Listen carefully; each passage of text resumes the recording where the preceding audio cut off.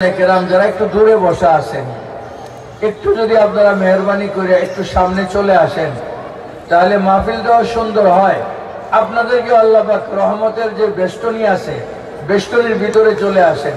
একটু আমি তো একদম মাপ চাই আপনাদেরকে, বেয়াদবি না নিলে আপনারা অনেক বয়োজ্যেষ্ঠ মুরব্বীরা আছেন, আমি মুরব্বীদের কাছে দরখাস্ত করবো একটু মেহরবানি করে সামনে চলে আসেন। খুব অল্পক্ষণ কথা বলবো, আমি আপনাদেরকে বিরক্ত করবো না। বারবার কথা বলতে চাই, আমার জেহেনটা ওদিকে চলে যায়। একটু মেহরবানি করে চলে আসেন, যায়েন না। গেলে গেছে আপনারা, আমি আর আপনাদের জন্য আমি গুনাহগার হয়ে গেলাম। ভাইয়েরা আমার এই জিন্দেগি ৬০-৭০ বছরের জীবন, আমরা যারা এখানে উপস্থিত আছি অনেকের জীবনের অর্ধেক অথবা বেশি অর্ধেক পার হয়ে গেছে, ঠিক কিনা বলেন?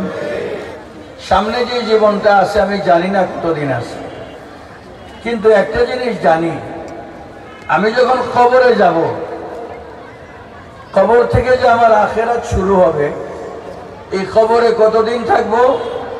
১ সপ্তাহ, ১ বছর, ১০ বছর, যতদিন কিয়ামত না হবে অতদিন পর্যন্ত আমাকে আপনাকে কবরে থাকতে হবে।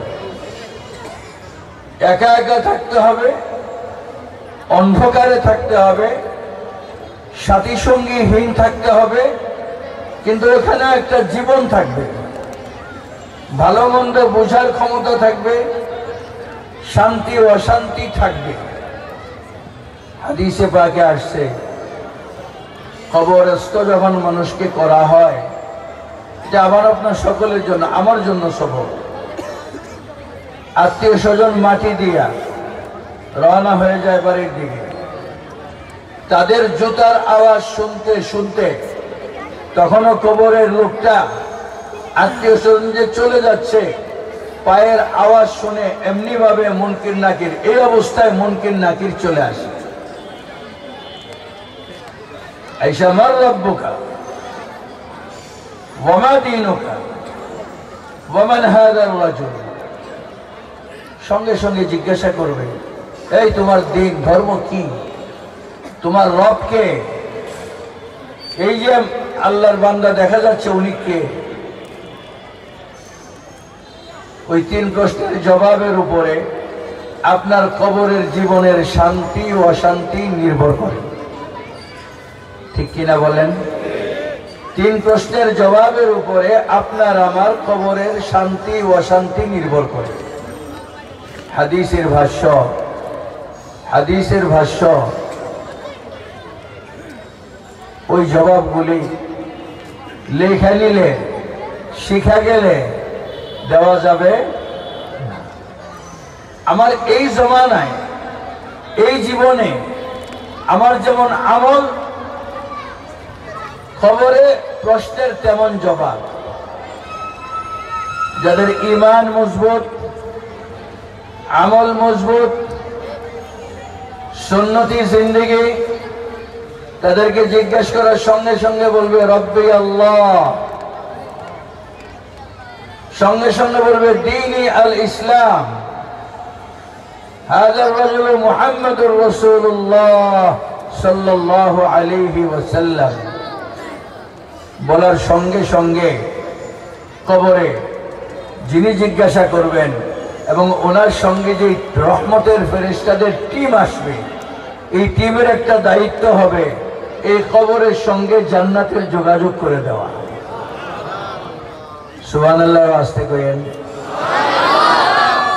জান্নাতের সঙ্গে যোগাযোগ করে দেওয়া, জান্নাতের সমীরণ, মৃদু হাওয়া এই কবরের সঙ্গে যখন সংযোগ হয়ে যাবে, কবরবাসী ঘুমাবে। কিয়ামতের সিংহায় ফুৎকার হবে, সারা পৃথিবী ধ্বংস হবে, পরবর্তীতে নফখায়ে সানিয়া, দ্বিতীয় সিংহায় ফুৎকার হবে। সমস্ত মানুষ যখন উঠতে থাকবে, তখন ওই কবরে শায়িত ব্যক্তি চোখ কচলাইতে কচলাইতে বিরক্তি সহ বলবে, যে এত তাড়াতাড়ি আমার কাঁচা ঘুম কে ভাঙিল রে? সুবহানাল্লাহ। ফেরেশতারা বলবে, আরে কাঁচা ঘুম নয়, তুমি তো অত হাজার বছর ঘুমাইছিলা, যেহেতু জান্নাতি বাতাসে তোমাকে ঘুম পড়াইছিল এই জন্য ঘুম ভাঙে নাই। আর যদি আমার ঈমান দুর্বল হয়, আমার আমল দুর্বল হয়, আমার সুন্নতি জিন্দেগি না হয়, তাহলে আমি বলবো জিজ্ঞেস করার সঙ্গে সঙ্গে হা হা লা আদরি, আমার রবকে আমি তো জানি না, আমার ধর্ম কি আমি তো জানি না। কারণ আমার ধর্মের কাছে জিজ্ঞেস করে তো আমি রাত্রে ঘুমাই নাই, ধর্মের ডাকে তো আমি উল্টা ফজর পড়ি নাই, ধর্মের আহ্বানে উলামা একরামের আহ্বানে তো আমি আমার বাড়িতে পর্দা করি নাই, উলামা একরামের ধর্মের আহ্বানে তো আমি আমার জিন্দেগি যাপন করি নাই, আমার জীবনের তো শুরু থেকে শেষ পর্যন্ত সুন্নত ছিল না, কাজেই সব ভুলে যাবে। হা হা লা আদরি, আমি তো জানি না। মেরে প্যারে দোস্ত আজিজ, সঙ্গে সঙ্গে রহমতের ফেরেশতারা বিদায় নেবেন, গজব এবং আযাবের ফেরেশতারা তার কবরের মধ্যে আযাব দিতে শুরু করবেন, কিয়ামত পর্যন্ত আযাবের সিলসিলা চলমান থাকবে। নাউযুবিল্লাহ বলেন।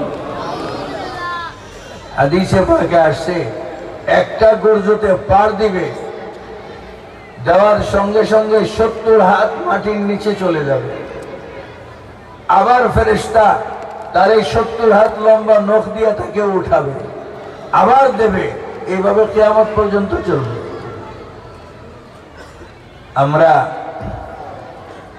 আল্লাহর জমিনে চলাফেরা করি, আমি মনে করি জায়গা কিনছি আমি, বাড়ি করছি আমি, ব্যবসা বাণিজ্য আমার, খেত বাড়ি আমার, আমার মতো করে আমি সাজাবো, আমার মতো করে চলবো, আমার বাড়িতে আমি নাচ গানের আসর করব।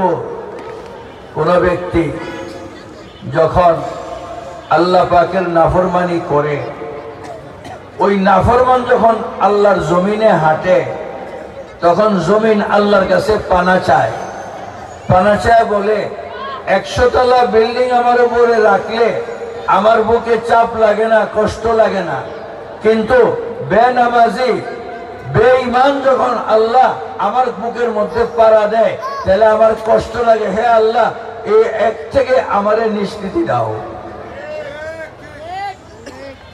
আমার ভাইয়েরা, আল্লাহ পাক জমিনকে সান্ত্বনা দেয় যে কিছুদিন অপেক্ষা করো, সে যদি মৃত্যুর আগে তওবা না করে, নিজেকে সংশোধন না করে যদি আসে তোমার বুকে, তাহলে তোমার কাছে তারা সুবর্দ করে দিব, তুমি সুদে আসলে বিচার করে নিও।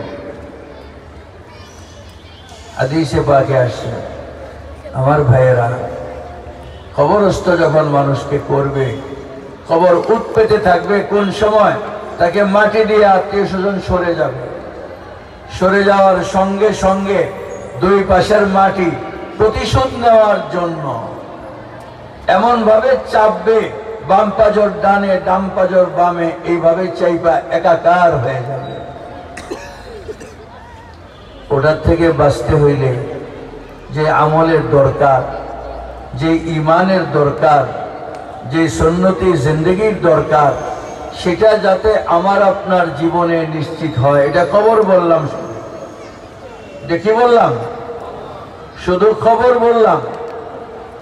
আমার আপনার ওই জিন্দেগি কিভাবে নিরাপদ হতে পারে, কিভাবে আমার আপনার ওই জিন্দেগির শান্তি নিশ্চিত হতে পারে, সেই দিশা দেওয়ার জন্য আপনাদের এলাকার উলামায়ে কেরাম আজকের এই মাহফিল করে আপনাদেরকে আহ্বান করছেন সেই দাওয়াতটা পৌঁছায় দেওয়ার জন্য।